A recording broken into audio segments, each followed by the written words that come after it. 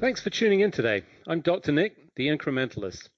Join me as I seek out the small incremental changes being applied in other industries that we can learn from and that can be applied in healthcare. Can these changes bring immediate value, but also add up to the big improvements and revolution we need in healthcare? Come along with me to explore the possibilities.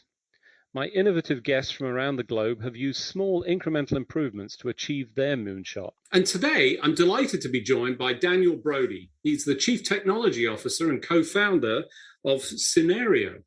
Daniel, thanks for joining me today. Thank you for having me. So, for the benefit of the listeners, tell them a little bit about your background, how you arrived at this, how you ended up founding the company. So, I've been in cybersecurity for more than 2 decades. We've been doing quite a bit of research and development and quite a few cybersecurity companies. Large stint was at mobile cybersecurity companies where we researched mobile malware, and we're trying to work to protecting mobile devices from mobile malware, especially for bring your own devices in organizations. In the previous startup that I was before I founded Cynerio with my co-founder Leon, that's actually where I met him. We were doing a cybersecurity product for exfiltration from organizations, and we were really, really struck by, okay, we're doing again the cybersecurity work, the cybersecurity product, and this gap between figuring out how we actually provide value to customers and how it's not just all that FUD, fear, uncertainty, and doubt, which exists and is very common in the cybersecurity world. And you're kind of scaring the customer, and, oh, there might be an attack, and you don't know what's going to happen, and you really need the cybersecurity product. We kind of left the company. We didn't feel that we were succeeding in doing that. My dad was a deputy CISO at a healthcare system, and my co-founder Leon Lerman, who's also been in cybersecurity for many years from the sales side of things.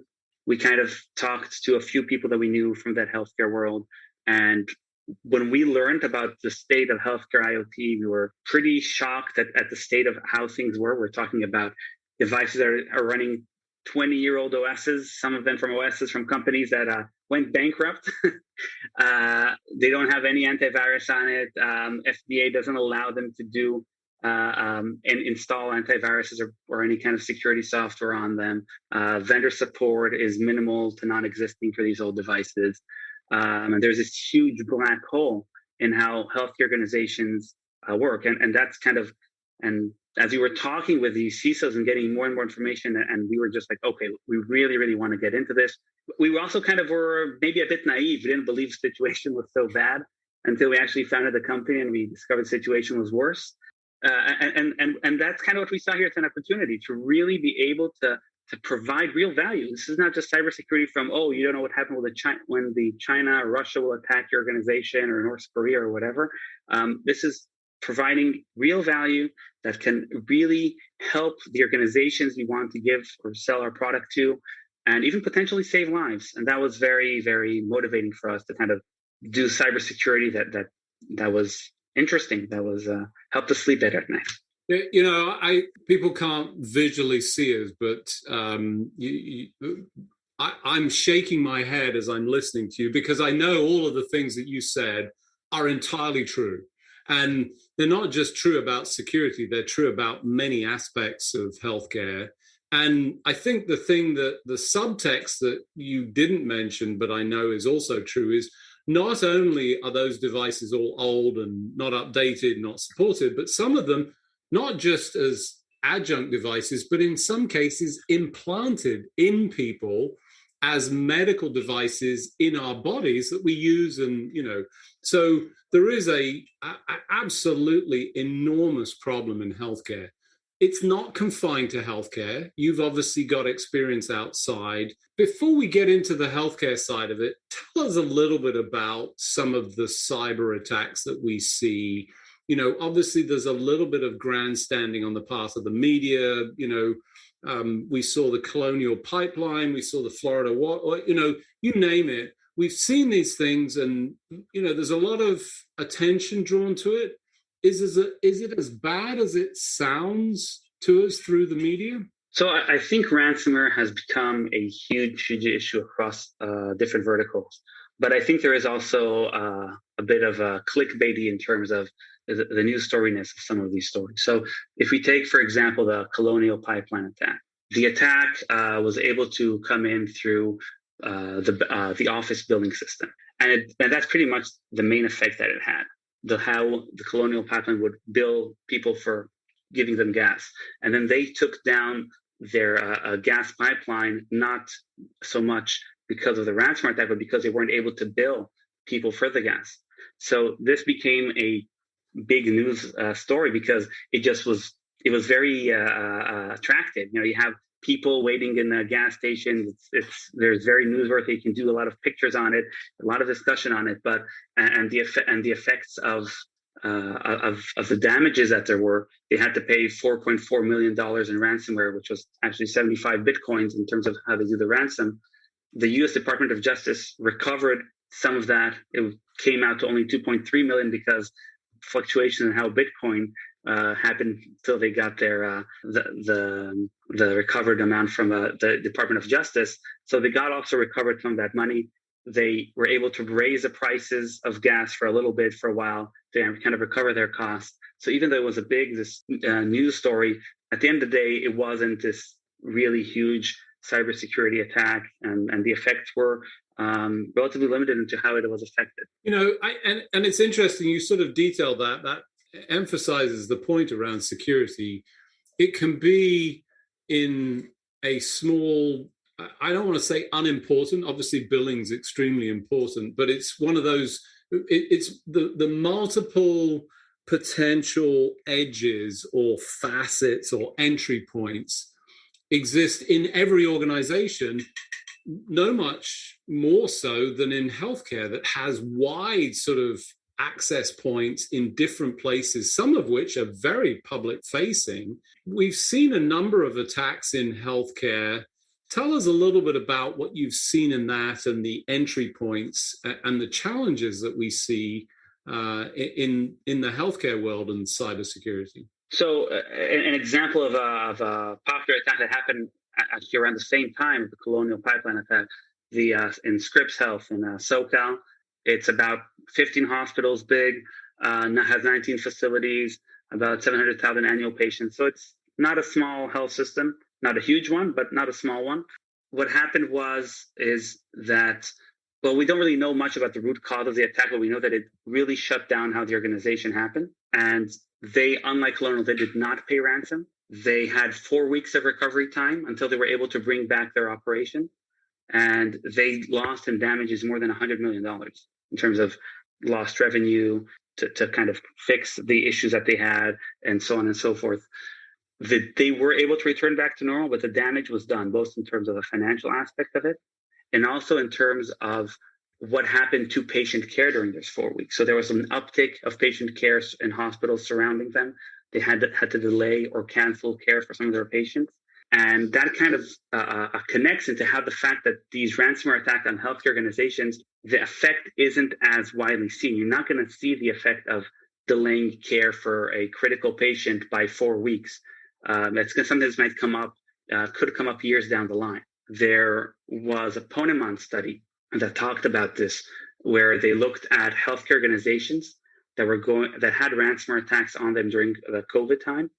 That it was covering an 18 months period, and they saw that about more than a third of hospitals that had ransomware attacks on them, then they had an increase of patients that had complications in care, and more than 1 in 5 increase in mortality rates. Yeah, I think there's good proxies for this. We see it with the instances of the marathons, the Boston Marathon, where there's a shutdown of the hospital systems. There's actually a well-established paper that demonstrates a rise in morbidity and mortality as a direct consequence of that. And that's not ransomware, it's the diversion of ambulances as a result of that. So I think, there's clearly a relationship between the impact of this on people's individual lives.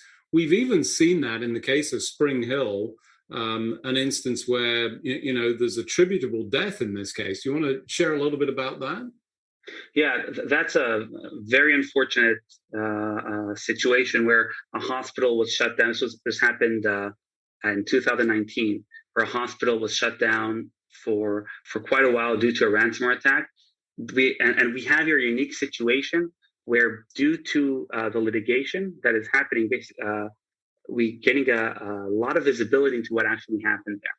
So the ransomware shut down a lot of the network, a lot of the devices and their connectivity. And this is kind of where connected healthcare, the negative aspects of it showed up, right? The positive side is hospitals can finally provide much better care, can handle a much larger load of patients with less infrastructure and with less personnel. And that's kind of become the norm for these healthcare organizations. That's how they operate now. They're dependent on these connected devices. And then you have a ransomware attack shutting this down, and suddenly the healthcare organization, the healthcare professionals don't necessarily know how to operate. They're going back 30, 40 years. They suddenly need to provide care manually using pen and paper. And so, you might have these 30, 40 people with 30, 40 years of experience, nurses or doctors, and they remember how to provide care and how these procedures look like, right? How do you go and measure vitals every 10 minutes to make sure that vitals don't fluctuate or put a patient at risk? And you have the younger, less, just not even less experienced, but just newer personnel, and they don't have that experience. They don't have that training. Then you have the veteran needing to kind of train these newer healthcare professionals on the fly while the hospital is suffering a ransomware attack, and there's an increase in stress and an amount of patients and how you need to care about them. That's putting a tremendous amount of stress on the healthcare professionals. And that's pretty much what happened. They had the neonatal monitors would not alert in the central station for nurses when something bad was happening with one of the patients. And they wheeled the patients nearer to the nurses' central stations. They'll be able to hear the monitors beeping, and they ramped up the volume as much as possible. But they very sadly missed one of the infants whose heart rate went down and caused the unfortunate situation of him passing. And now it is under a litigation for malpractice of the hospital. There are some other interesting quotes that came out from that situation as well as part of the lawsuit.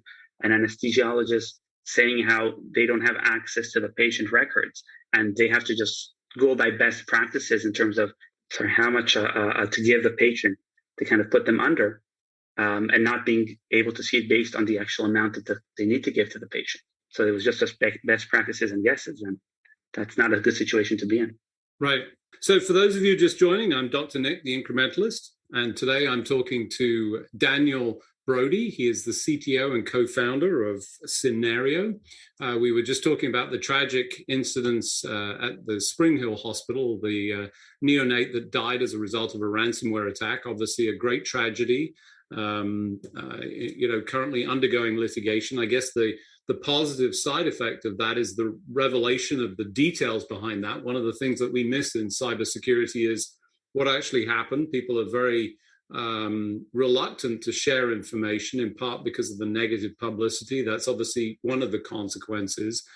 Healthcare seems to be front and center, and I've covered this in blog posts and other guests. Why is that? Why do we have to take on, or maybe we're not? Is it not just healthcare? And Colonial Pipeline was just another hack that would be as important, or is healthcare really front and center? I think healthcare has been significantly targeted over the past 2 years, especially. We're seeing that with 92 attacks in 2020, hurting over 600 different healthcare providers. And we're seeing quite a ramp up in 2021 as well. So if in 2020, we're talking about 18 million PHI records being exposed, 2021 isn't over yet. And we already know it's more than 40 million PHI records being exposed. So the reason is, I think it's just lower hanging fruit. Healthcare organizations have less available personnel. They have less resources. They're already overwhelmed by the COVID pandemic. Their resources are already stretched thin.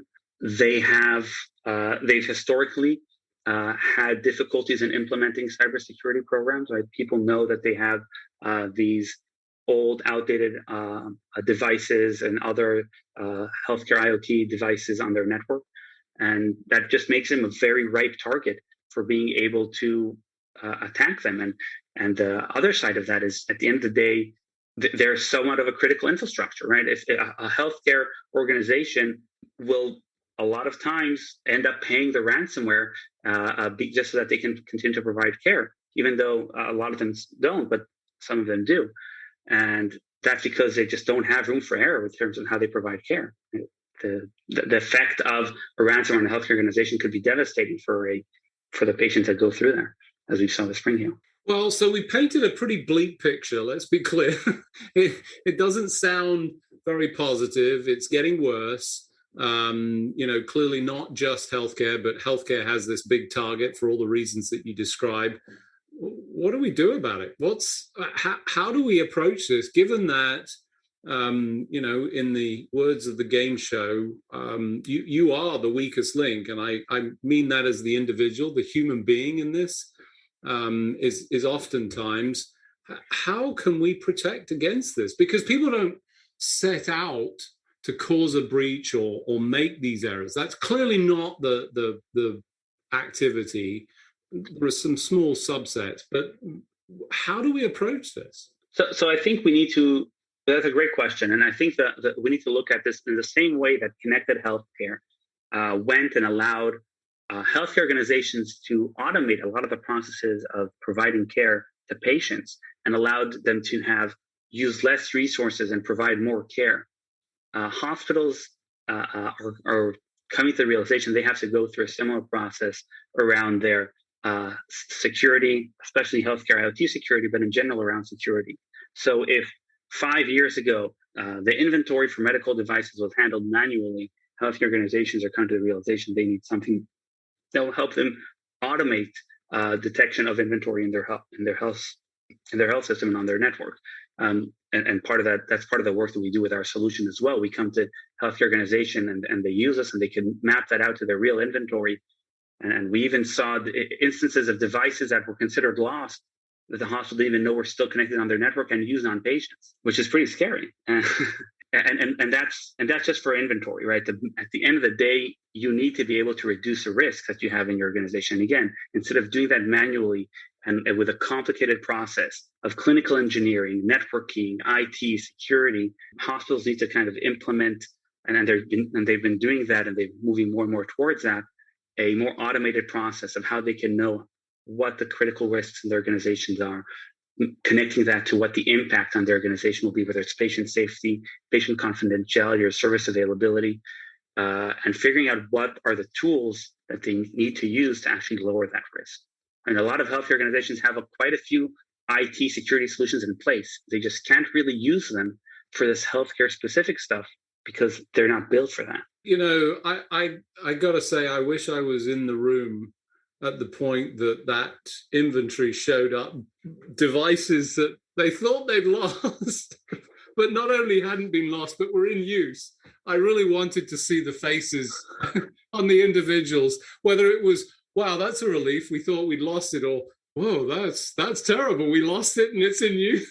I'm really not sure. But anyway, joking aside, I mean, obviously understanding the spectrum of opportunity where those attacks can come from, obviously being able to reconcile that with, where those devices are, obviously gets you to the point of saying, now we can do something about it.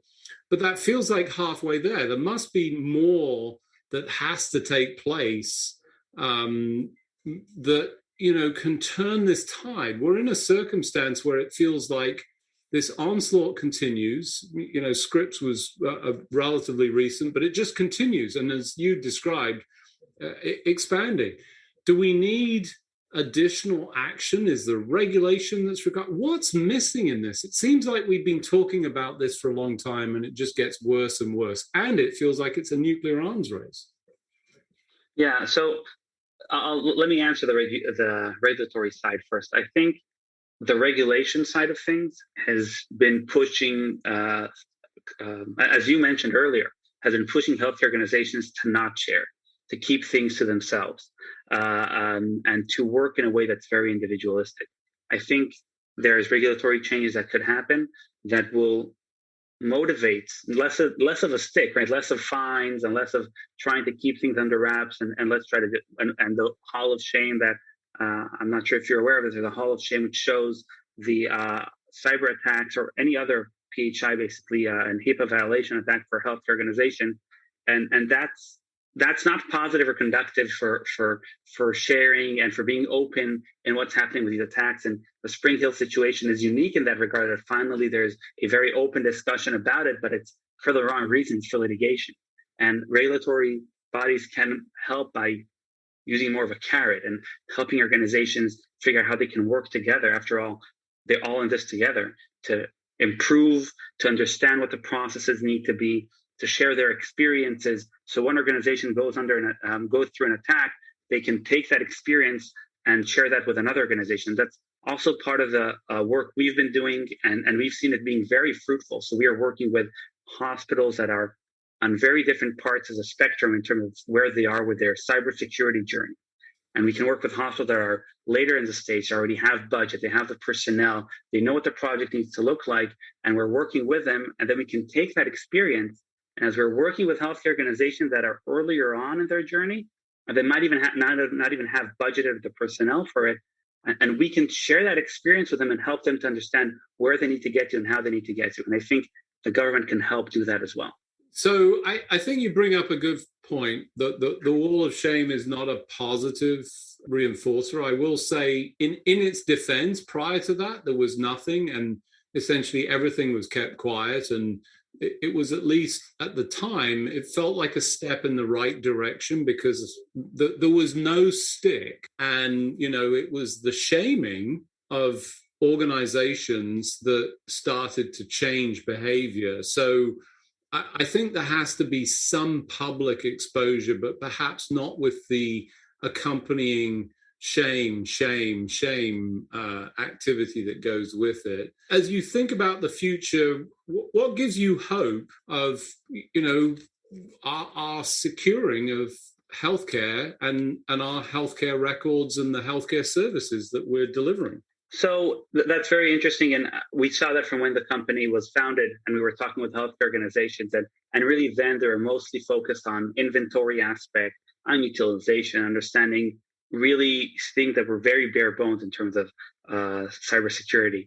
And we're seeing nowadays that healthcare organizations are really moving towards a much more risk reduction discussion.